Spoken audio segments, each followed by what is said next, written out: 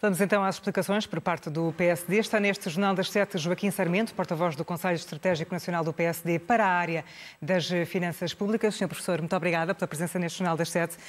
Ouvimos agora as palavras do atual Ministro das Finanças, Mário Centeno, que acusa as projeções macroeconómicas do PSD de serem materialmente impossíveis. Afinal, quem é que não sabe fazer contas?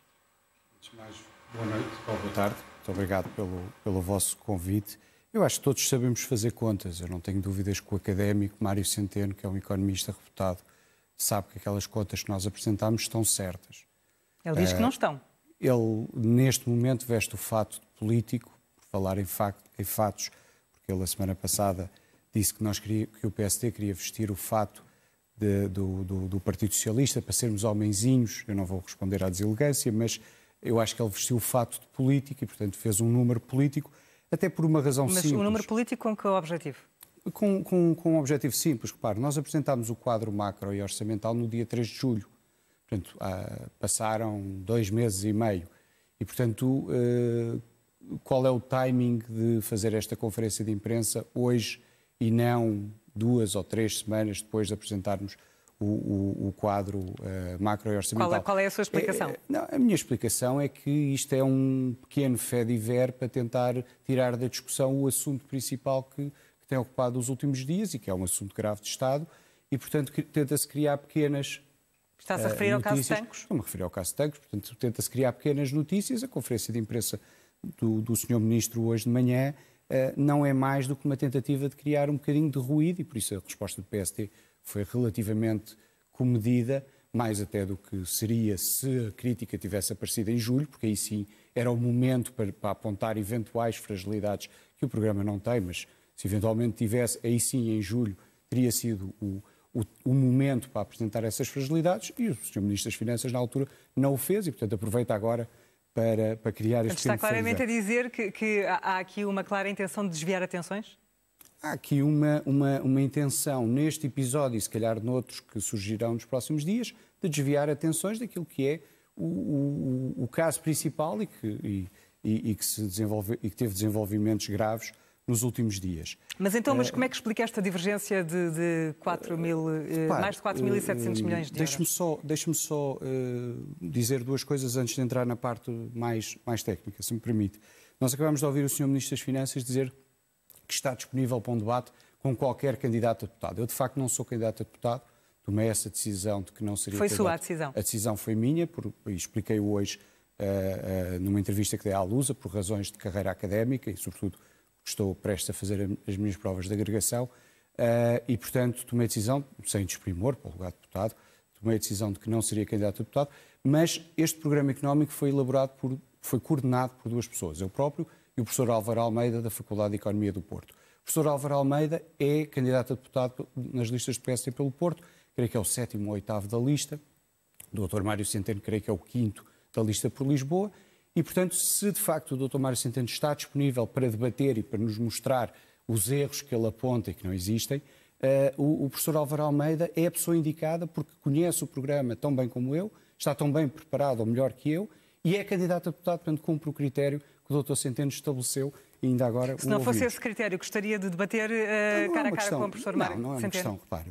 Eu tenho pelo Dr. Centeno, apesar de não o conhecer pessoalmente, o maior apreço académico, intelectual, acho que é um economista reputado, que fez uma carreira profissional e académica muito relevante e com um pensamento estruturado sobre a economia portuguesa. Portanto, não é uma questão de gosto. Acho que é importante que se esclareça aos eleitores.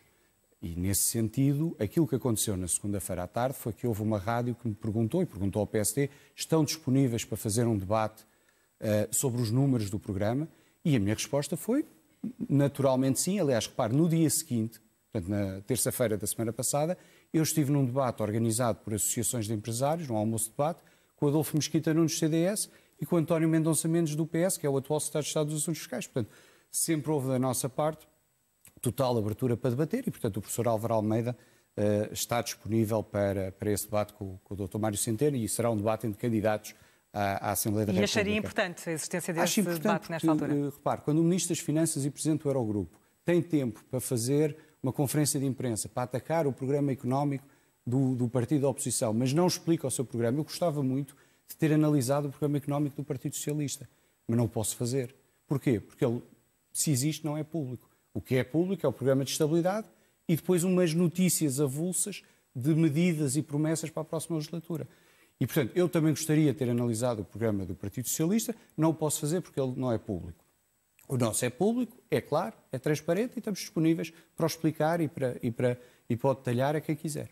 E então vamos mais aos detalhes. Quando o Ministro das Finanças acusa o programa que é conhecido do PSD, em termos macroeconómicos, de faltar aqui mais de 4.750 milhões de euros, ele está-se a referir aqui? Repare, o Sr. Ministro, eu ouvi com atenção a conferência de imprensa dele, o Sr. Ministro aponta 3 riscos ao programa económico do PSD. O primeiro tem a ver com as projeções de crescimento. Mário Centeno diz que são demasiado otimistas. São demasiado otimistas. Eu recordo 2 coisas apenas. Primeiro, nós apresentámos isto a 3 de julho e 2 ou 3 dias depois o Sr. Ministro deu uma entrevista, salvo erro, ao público, onde disse que as previsões de crescimento que estão no programa do PSD são realistas e execuíveis. Portanto, não sei o que é que aconteceu de julho até agora. Mas mudou de opinião? Ele mudou. Terá que explicar porquê e poderá ter os seus argumentos para ter mudado. Mas a 6 ou 7 de julho, como lhe digo, 2, 3 dias depois da nossa apresentação do programa económico, ele foi perentório na entrevista ao público a dizer que as previsões de crescimento económico do cenário do PSD são realistas e execuíveis. Mas recordo também um segundo facto. As nossas previsões de crescimento para 2020 e 2021 são iguais ou similares às do programa de estabilidade. São cerca de 2,2% ao ano. Onde nós divergimos um bocadinho é em 2022 e 2023. Dir-me-á, mas essa diferença nos últimos 2 anos da legislatura é assim tão grande? Olha, em 2022 nós temos mais 0,2% crescimento que o programa de estabilidade. E em 2023 temos mais 0,4% que o programa de estabilidade. Com uma ressalva, o programa de estabilidade foi apresentado pelo Governo em abril, é aquilo que nós chamamos um cenário de políticas invariantes. Porquê? Porque não tem medidas. E, portanto, isto, se não fizermos mais nada, porque não apresenta medidas, este é o comportamento que nós prevemos para a economia portuguesa nos próximos 4 anos. Mas não está a ser demasiado otimista, uma vez que fala-se que pode vir aí uma nova recessão, na estagnação da Alemanha, nas consequências do Brexit, na guerra comercial Estados Unidos e China. É verdade. Mas repara uma coisa, todos esses riscos que enunciou, o nosso programa parte do cenário de políticas invariantes do Conselho de Finanças Públicas, que é de abril deste ano. Todos os riscos que referiu já existiam em abril deste ano. A crise do Brexit já existia, a guerra comercial já existia, e, portanto, não há nenhuma entidade internacional... Mas não entrou ainda em vigor, com as consequências que todos nós tememos. Claro, mas repare, mas sobre isso podemos dizer 2 coisas. Primeiro, nenhuma instituição internacional e nem mesmo o Governo fez até agora qualquer revisão das previsões de crescimento. E, portanto, se as nossas previsões de crescimento são ligeiramente superiores face às medidas que nós preconizamos desde o Governo, e se o Governo ainda não reviu as dele, então a pergunta também tem que ser feita para as previsões de crescimento que o Governo apresentou no Programa de Estabilidade. Mas o segundo aspecto é o seguinte, exatamente porque nós sabemos que a conjuntura internacional está cada vez mais volátil, nós também dizemos que a nossa abordagem é muito mais flexível que a do Partido Socialista.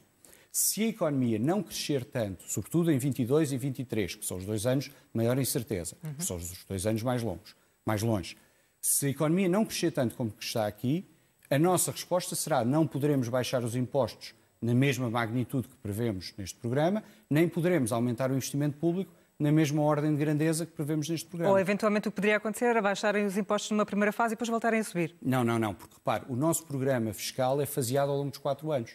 E, portanto, se chegarmos a 2021 ou 2022 e a economia não estiver, por razões de choques externos, com níveis de crescimento de 2, 2,5, também não são nada de extraordinário, aquilo que nós faremos é que a parte final da nossa redução de impostos não pode ser feita da mesma forma como a estamos a apresentar agora, nem a parte final do aumento do investimento público pode ser feito como está a ser apresentado agora.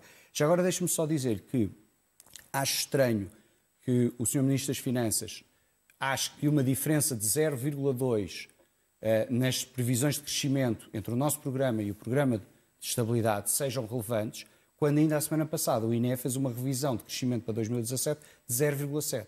E, portanto, as revisões do INE de 0,7 são normais. A nossa diferença de 0,2 no crescimento já é algo impossível. Professor Joaquim Miranda Sarmento, mas esclareça-me aqui um ponto. Como é que crescendo menos do que os últimos 4 anos, porque a previsão é essa, consegue obter mais 10% de receita? Pronto, esse é o segundo ponto que eu queria referir. Que ia focar. Primeiro, nos nossos números, nós não crescemos muito, praticamente crescemos quase o mesmo que os últimos 4 anos. Em termos acumulados, a diferença é 0,5 nos 4 anos. Portanto, a diferença é mínima.